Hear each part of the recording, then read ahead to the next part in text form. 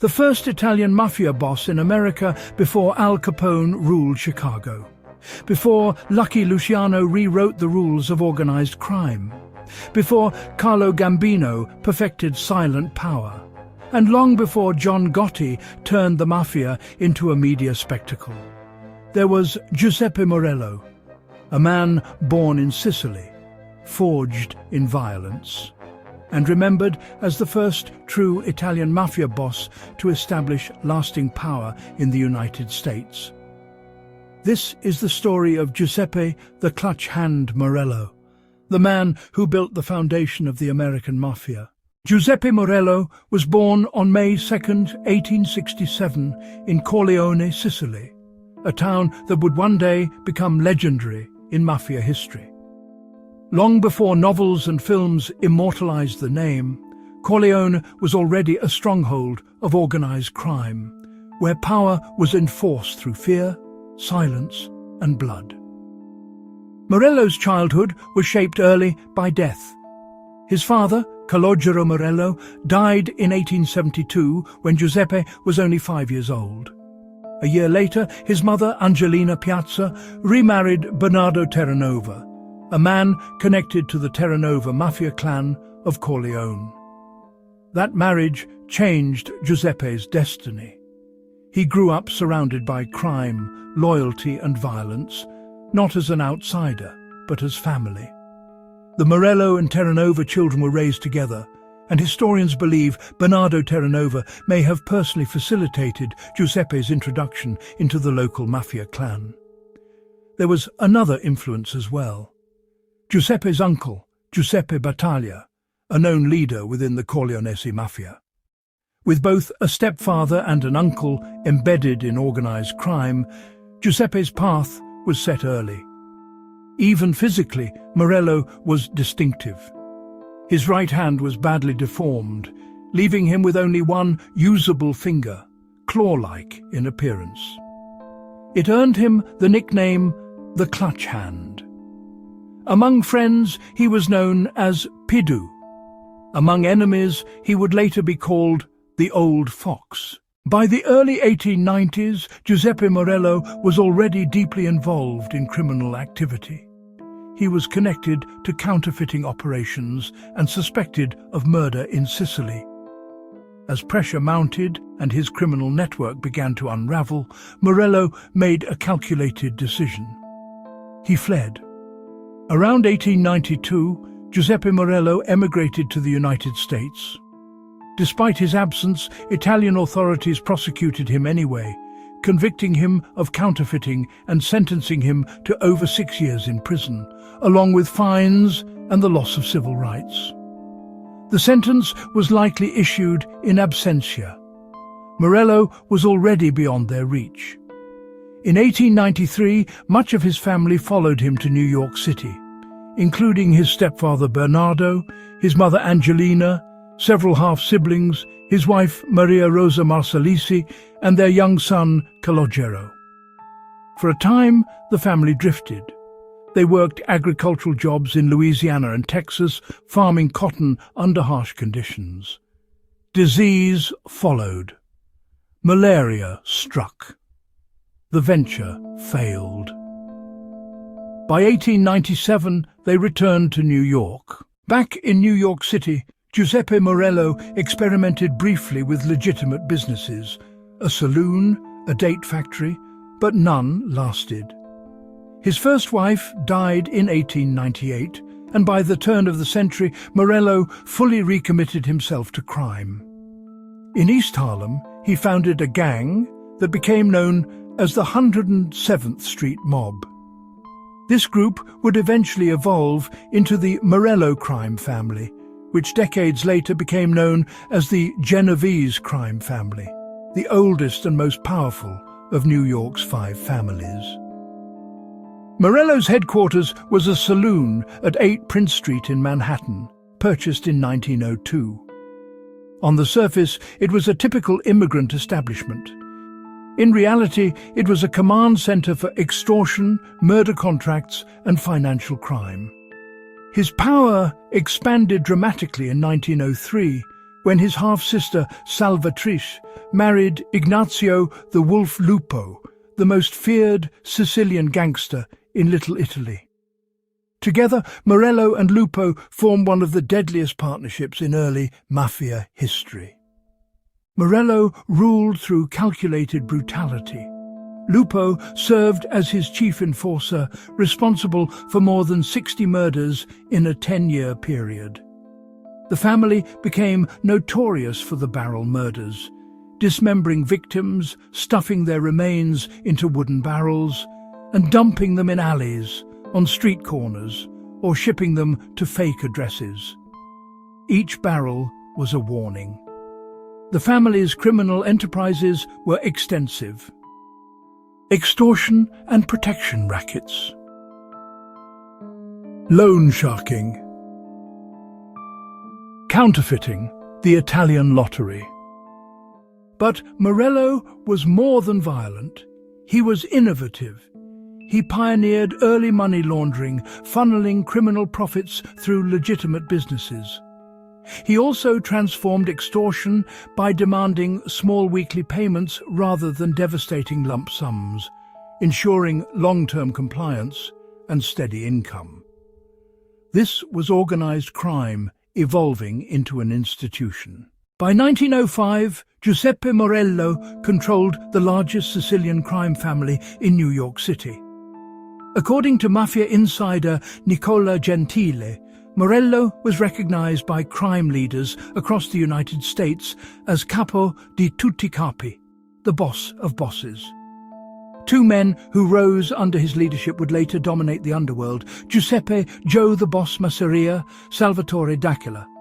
Morello was not just a boss.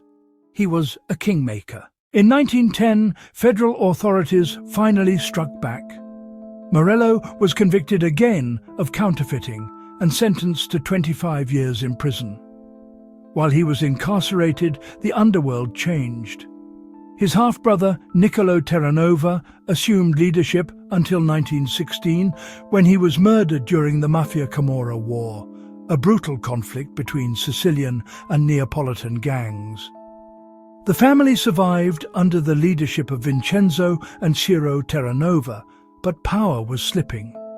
When Morello was released from prison in 1920, he returned to a world where former allies now saw him as a threat. Salvatore D'Aquila ordered his death. Morello fled temporarily to Sicily, narrowly escaping assassination once again. A violent struggle followed. D'Aquila's enforcer, Umberto Valenti, attempted to eliminate Morello and his chief protector, Joe Masseria. The conflict escalated until Valenti was gunned down in 1922 by Masseria's men, possibly including a young Charles Lucky, Luciano. With Valenti dead, D'Aquila's power weakened. Morello understood the reality. His time as boss was over. Rather than resist, he adapted. He became consigliere and senior advisor to Joe Masseria, guiding him through the chaos of prohibition. The old fox had survived once again. By 1930, Giuseppe Morello was no longer the undisputed ruler he once had been, but he was still one of the most dangerous minds in the American underworld.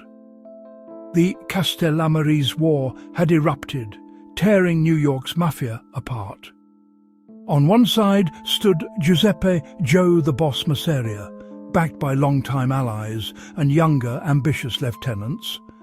On the other stood the Sicilian faction from Castellammare del Golfo, led by Salvatore Maranzano, with Joseph Bonanno rising rapidly beneath him.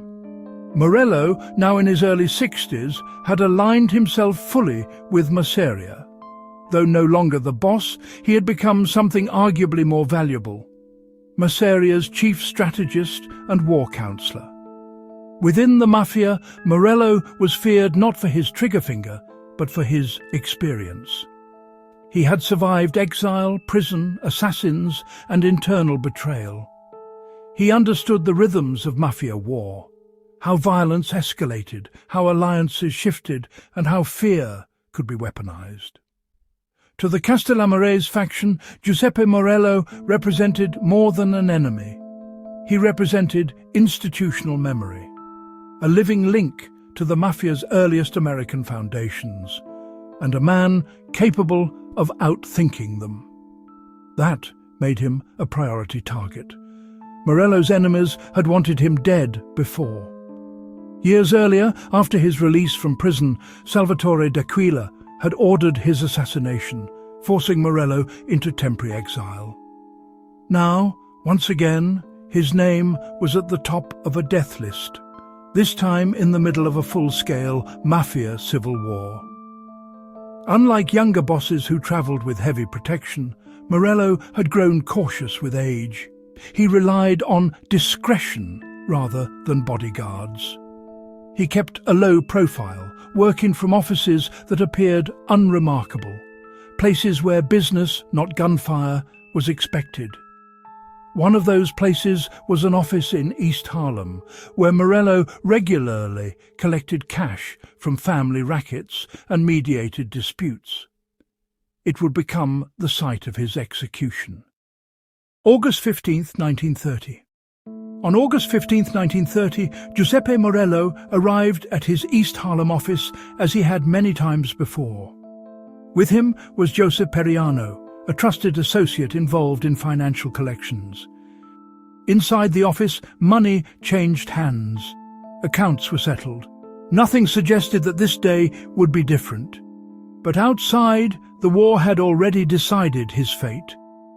At some point during the collection, gunmen entered the office. There was no argument, no warning, no negotiation. Shots rang out at close range. Giuseppe Morello, the man who had ordered countless executions, who had outlived rivals and protégés alike, was struck down where he stood. Joseph Periano was killed alongside him. The assassination was swift, efficient, and professional. A textbook mafia hit. In the years that followed, the identity of Morello's killer became clearer through the testimony of Joseph Valachi, the first officially inducted American mafioso to turn government witness. Valachi identified the gunman as a Castellamarese soldier he knew as Buster from Chicago. The name suggested an imported hitter, someone brought in specifically to avoid local recognition or retaliation. This was no impulsive killing, it was a sanctioned execution. The message was unmistakable. Even the architects of the old order were no longer untouchable. Yet the story does not end there. According to the Last Testament of Lucky Luciano, a controversial but influential account attributed to Charles Lucky Luciano, the assassination may not have been solely a Castellamarese operation. The book claims that Luciano himself quietly approved or even orchestrated Morello's death. If true, the implications are chilling. Luciano represented the future of organized crime, younger, more pragmatic, less bound by old-world loyalties. To him, Morello was not just Messeri's advisor, he was a symbol of the past. Removing Morello weakened Messeri's strategic brain trust and accelerated the collapse of the old guard. Within a year, Messeri himself would be dead, betrayed and executed in a restaurant on Coney Island. Whether Luciano ordered the hit or merely allowed it to happen, one thing is certain. Morello's death marked the beginning of the end for the era he had helped create. Who ordered the hit? Years later, Mafia informant Joseph Valachi identified the killer as a Castellamarese gunman known as Buster from Chicago. But controversy remains. According to the Last Testament of Lucky Luciano, Luciano himself may have orchestrated the killing, viewing Morello as an obstacle to the future. If true, the assassination marked the deliberate removal of the past to make way for a new mafia order. Within a year, Messeri himself would be dead.